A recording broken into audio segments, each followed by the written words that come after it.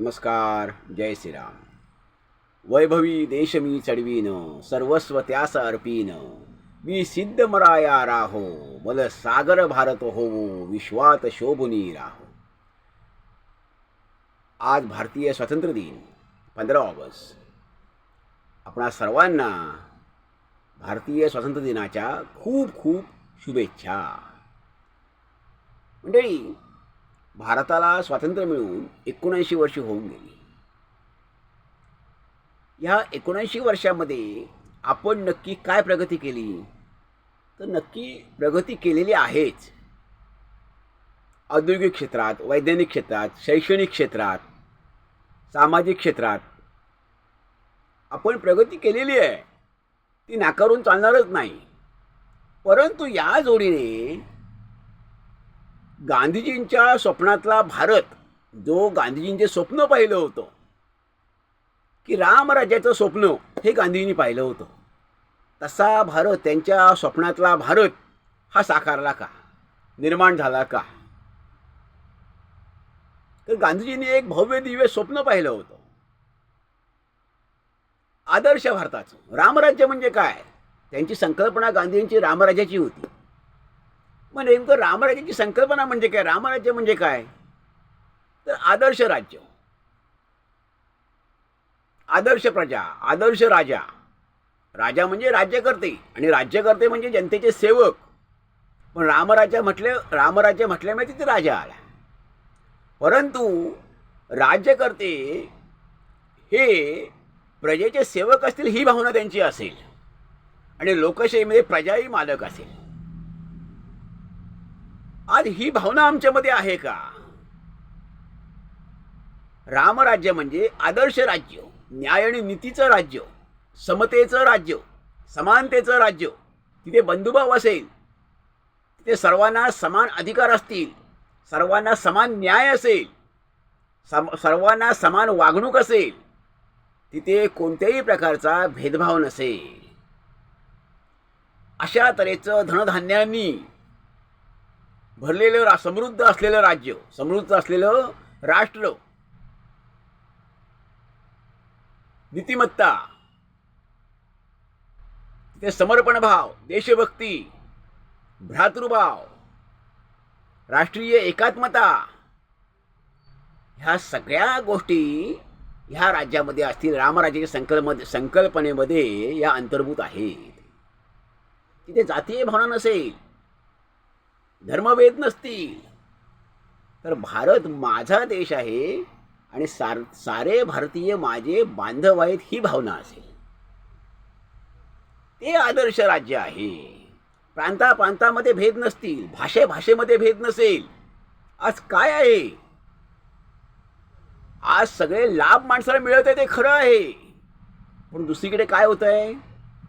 आज प्रांतामध्ये दुर्दैवाने भेद निर्माण होत आहे. आज भाषेमध्ये भेद निर्माण होत आहेत. हिंदी विरुद्ध मराठी, हिंदी विरुद्ध पंजाबी, हिंदी विरुद्ध तमिळ, हिंदी विरुद्ध कन्नड, कन्नड विरुद्ध तमिळ, तमिळ विरुद्ध तेलुगू, तेलुगू विरुद्ध मल्याळम. अशाने आमचा देश अखंड राहील का? ह्या भाषाभेदानी, भाषांच्या ह्या तणावामुळे, तंट्यामुळे, या भेदभावांमुळे देश अखंड राहू शकेल का? मग देश अखंड राहायचा असेल, आमची राष्ट्रीय एकात्मता अबाधित ठेवायची असेल, तर हे जे आम्हाला प्रांतभेद आमचे जे आहेत किंवा भाषाभेद आहेत, हे नष्ट करावे लागतील. त्याला मुळापासून उखडून टाकून द्यावं लागेल. कारण आधी आम्ही भारतीय आहोत. आपली ओळख काय असली पाहिजे? आमची ओळख ही सर्वात पहिली ओळख आमचं राष्ट्र. आम्ही भारतीय आहोत, आम्ही भारतवासी आहोत, ही आमची पहिली ओळख असली पाहिजे. मग आमचे प्रांत आले, मग आमचे जिल्हे आले, मग आमच्या भाषा आल्या, मग आमचे धर्म आले, मग आमच्या जाती आल्या, सगळं आलं. पण आधी पहिलं असणारे कोणतं? आम्ही भारतीय आहोत. मग भारत म्हणजे राष्ट्र, हाच आमचा धर्म आहे, हीच आमची जात आहे, हीच आमची जात असायला हवी. भारत हीच आमची जात असायला हवी, भारत हाच आमचा धर्म असायला हवा, असं आमचे राष्ट्रपुरुष होते, महापुरुष आहेत. ह्यांचं स्वप्न होतं. आणि त्यासाठी सर्वांनी आपल्या सर्वस्वाचा होम केला आहे. आणि ह्या सगळ्यांच्या, सर्व महापुरुषांच्या, सर्व क्रांतिकारकांच्या त्यागातून, समर्पणातून हे स्वातंत्र्य आपल्याला मिळालेलं आहे. तेव्हा ते अबाधित राखणं हे आपलं सर्वांचं कर्तव्य ठरतं. आज सगळे लाभ मिळत आहे, सर्वांना शिक्षण मिळत आहे, हे एकीकडे खरं आहे. परंतु खरं सर्वसामान्य माणसाला याची प्रतिष्ठा पाहिजे होती, तो सन्मान पाहिजे होता. तो मिळाला आहे का? अधिकार मिळाले, खरं आहे. परंतु या जोडीने आज सरकारी कार्यालयातली काय स्थिती आहे? आज शेतकऱ्याला खरंच सरकारी कार्यालयामध्ये जर गेला, जर कृषी खात्यात गेला, तर त्याला काय, तिथे त्याला वागणूक मिळते? शेताच्या बांधावर कृषी खात्यातले किती लोक जातात आणि शेतकऱ्याला सल्ला देतात, शेतकऱ्याला मार्गदर्शन करतात.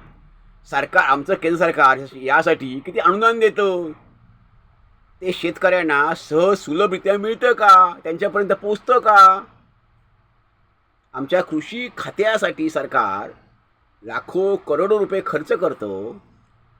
मग हे कृषी खात्यातले लोक आमच्या शेतकऱ्यांना त्यांचा किती वेळ देतात, किती मार्गदर्शन करतात? आणि आमच्या शेतीची अवस्था काय आहे? आजही आम्हाला बाहेरून धनधान्य आयात का करावं लागतं? आज आम्ही किती गोष्टींवर अवलंबून आहोत. औषधं, हे मोबाईलचे चिप्स असतील, किती गोष्टी अशा आहेत. जवळजवळ मी बहुतांश वस्तू, एखाद्या औषध दुकानात आपण गेलो, मेडिकलमध्ये गेलो, तर तिथली बहुसंख्य औषधं, आपल्याला लागणारी, आपल्या चिठीवर लिहिली असलेली बहुसंख्य औषधं ही चीनवरनं येतात. आणि काही औषधं आपल्याकडे बनत असली तरी त्यातला बहुतांश कच्चा माल हा चीनवरून किंवा बाहेरून आलेला असतो. हेच मोबाईलच्या दुकानात जा, टी व्हीच्या दुकानात जा, इलेक्ट्रिक दुकानात जा, अजूनही आम्ही खरंच स्वावलंबी, सक्षम झालो आहोत का? जो गांधीजींचा संदेश होता की खेड्याकडे चला, तो का होता? की खेडं स्वावलंबी झालं पाहिजे, तर देश स्वयंसिद्ध होईल, देश सक्षम होईल. म्हणून खेड्याकडे चला. तर आज अवस्था काय आहे? गांधींची स्वदेशी काय होती? ही स्वदेशी होती की स्वावलंबनातून निर्माण होतो स्वाभिमान, आणि स्वाभिमानातून निर्माण होतो राष्ट्रनिर्माण, स्वाभिमानातून राष्ट्रनिर्माण. आज खेड्यांची अवस्था काय आहे? आज शेती ओस पडलेली आहे, खेडी बंद पडत चाललेली आहेत, खेडेगावातली घरं बंद पडत चाललेली आहेत, शहरं फुगत चाललेली आहेत. अशी अवस्था म्हणजे आदर्श रामराज्य होऊ शकतं का? आज सरकारी कार्यालयामध्ये काय स्थिती आहे? सामान्य माणसाला तिथे काय वागणूक मिळते? सरकारी कार्यालयामध्ये, शासकीय कार्यालयामध्ये, निमशासकीय कार्यालयामध्ये खरंच पारदर्शी कारभार होतो आहे का? विनाविलंब कारभार होतो आहे का? कुठलं कागदपत्र असतील, काम असेल, ते तत्काळ आपलं होतं का? तिथे सामान्य माणसाला काय वागणूक मिळते? की लाल फितीच्या कारभारात सगळं अडकलेलं आहे?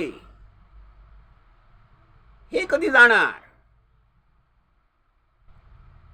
त्यामुळे आम्ही स्वतंत्र झालो आहे खरं आहे, पण स्वराज्य मिळण्याची जी गांधीजींची इच्छा होती, मनीषा होती, ती पूर्ण अशी होणार आहे का? ह्या मार्गाने होणार आहे का? ह्या मार्गाने होणार नाही. तर शासकीय पातळीवर असणारी उदासीनता, निमशासकीय पातळीवर असणारी उदासीनता ही नष्ट झाली पाहिजे. आणि ती वरपासून खालपर्यंत, राज्यकर्त्यांपासून, जसा राजा तशी प्रजा, राज्यकर्त्यांपासून, प्रशासनापासून, शासकीय कार्यालयांपासून ते खालपर्यंत आमचा सर्व कारभार, म्हणजे दिल्लीपासून ते गल्लीपर्यंत, लोकसभेपासून, संसदेपासून ते ग्रामपंचायतीपर्यंत, हा जो कारभार आहे ह्याच्यामध्ये ज्या सुलभता येईल, पारदर्शीपणा येईल, तेव्हाच खऱ्या अर्थाने आम्ही रामराज्या दिशेने वाटचाल करतोय असं होईल. त्यामुळे ह्या गोष्टी फार महत्त्वाच्या आहेत की आज सामान्य माणसाचं काय आहे तिथे. सामान्य माणसाला शासकीय कार्यालयामध्ये काय वागणूक मिळते आणि तिथे खरंच कोणतंही काम विनाविलंब होतं का, पारदर्शीपणे होतं का. मग स्वातंत्र्य मिळून एवढी वर्ष झाली तरी आम्ही ह्या सगळ्यावर वचक ठेवण्यात का कमी पडलो. असं कुठे कमी पडलं काय की नीतिमत्ता आमची ढासळत चाललेली आहे. आमचा लोभ आहे तो वाढत चाललेला आहे. आमच्याच देशबांधवांविषयी आमच्या मनामध्ये अशी भावना का निर्माण होत नाही की हे काम तत्काळ झालं पाहिजे, हे आमचे देशबांधव आहेत, मी माझ्या देशासाठी काम करतो. की जी बांधिलकी आहे जपानच्या माणसामध्ये, जपानी माणसामध्ये, जपानी कर्मचाऱ्यांमध्ये ही भावना असते की मी माझ्या देशासाठी काम करतो, मी माझ्या राष्ट्रासाठी काम करतो, ती माझी देशाशी बांधिलकी आहे. मी जे काम करतो ती माझ्या देशाशी बांधिलकी आहे. ही भावना, आपलेपणाची भावना, आत्मीयतेची भावना, ही बांधिलकी जेव्हा निर्माण होईल, आपलेपणाची भावना ही जेव्हा निर्माण होईल, भावना निर्माण होईल, प्रत्येकाच्या मनात देशभक्ती निर्माण होईल, त्याच वेळेला आमची वाटचाल खऱ्या अर्थाने रामराज्याकडे होईल. ही भावना महत्त्वाची आहे. अर्थात हे जरी असलं तरी स्वातंत्र्याने आम्हाला काय दिलं तर नक्की दिलेलं आहे की स्वातंत्र्याने आम्हाला संचार स्वातंत्र्य दिलं, आचार स्वातंत्र्य दिलं, विचार स्वातंत्र्य दिलं. इंग्रजांच्या काळात हे नव्हतं. इंग्रजांची जुलमी राजवट होती. इंग्रजांच्या काळामध्ये तुम्हाला बोलण्या चालण्याचं मुक्त स्वातंत्र्य नव्हतं. तुम्ही मुक्तपणे कुणावर टीका करू शकत नव्हता. इंग्रज आज तुम्ही भारतातल्या कोणत्याही अधिकाऱ्यावर किंबहुना राज्यकर्त्यांवर, सत्ताधाऱ्यांवर, विरोधकांवर सामान्य माणूस टीका करू शकतो, काही बोलू शकतो, काही लिहू शकतो. ते स्वातंत्र्य नक्की आहे. पंडित नेहरू पंतप्रधान असताना एकदा एका महिलेने त्यांची कॉलर पकडली, एका तरुणीने, आणि त्यांना विचारलं की तुम्ही पंतप्रधान, देश स्वतंत्र होऊन तुम्ही पंतप्रधान झालात, आम्हाला काय मिळालं, मला काय मिळालं. ते म्हणाले मी पंतप्रधान झालो हे जरी खरं असलं तरी भारतीय स्वातंत्र्याने तुला ह्या देशाच्या पंतप्रधानाची कॉलर पकडण्याचा अधिकार दिला आहे. हे काही कमी नाही आहे, हे स्वातंत्र्य तो दिलेलं आहे, हा हक्क तुला दिलेला आहे. तो आमचा जो स्वातंत्र्य लढा झाला त्या स्वातंत्र्य लढ्यामध्ये, त्या स्वातंत्र्य लढ्यामधूनच आम्हाला लोकशाहीची प्रेरणा मिळाली. आम्ही मुसोलिनी आज स्वातंत्र्य लढ्यामध्ये आमच्या मुसोलिनी आदर्श मानला नाही, लेनिन आदर्श मानला नाही, हिटलर आदर्श मानला नाही. तर आमचा स्वातंत्र्य, आपला स्वातंत्र्य लढा हा अति शांतीच्या मार्गाने, अहिंसेच्या मार्गाने, शांततेच्या मार्गाने असा झालेला आहे. लोकशाहीच्या मार्गाने झालेला आहे. त्यामुळे लोकशाहीची प्रेरणा ही आपल्या स्वातंत्र्य लढ्यातून आपल्याला मिळालेली आहे, ती देणगी मिळालेली आहे. त्यामुळे आमच्या स्वातंत्र्याने आम्हाला काय दिलं तर आमच्या स्वातंत्र्याने आम्हाला लोकशाही दिली आणि आमच्या लोकशाहीने आम्हाला अधिकार दिले. प्रत्येक नागरिकाला अधिकार दिले. प्रत्येक नागरिकाला मतदान करण्याचा अधिकार दिला. तो नागरिक उच्च असो, कसाही असो, लहान असो, मोठा असो, कुठल्या जातीचा असो, कुठल्या धर्माचा असो, पंथाचा असो, त्याला प्रत्येकाला मतदानाचा अधिकार आमच्या भारतीय लोकशाहीने दिला, भारतीय स्वातंत्र्याने दिला. कुणावर टीका करण्याचा, बोलण्याचा, संचार फिरण्याचा असा प्रत्येक अधिकार हा आम्हाला आमच्या भारतीय स्वातंत्र्याने दिलेला आहे. तेव्हा स्वातंत्र्याने काही दिलं नाही असं नाही आहे. आम्हाला स्वातंत्र्याने नक्की अधिकार दिलेले आहे. त्या चांगल्या अधिकाराचा आम्ही वापर करणं हे गरजेचं आहे. आणि आम्हाला जसे स्वातंत्र्याने आमचे अधिकार दिलेले आहेत तशी कर्तव्य दिलेली आहेत. त्या कर्तव्याचंही आम्ही पालन केलं पाहिजे की माझा भारत हा माझा देश आहे, सारे भारतीय माझे बांधव आहेत. माझ्या देशातली अखंडता कशी अबाधित राहील, बंधुभाव देशातला कसा अबाधित राहील यासाठी प्रयत्न केले पाहिजे. त्यासाठी भाषाभेद मानता कामा नये, प्रांतभेद मानता कामा नयेत. कारण देश अखंड राहील तर आपण असू, आपला देश असेल तर आपण असू. आपण कुणामुळे आहोत? आपण देशामुळे आहोत. त्यामुळे देशासाठी आपण असलं पाहिजे. देशामुळे आपण आहोत तर आपण देशासाठी असलं पाहिजे, असा संकल्प प्रत्येकाने केला पाहिजे. तरच आपली वाटचाल ही रामराज्य दिशेने नक्कीच होईल.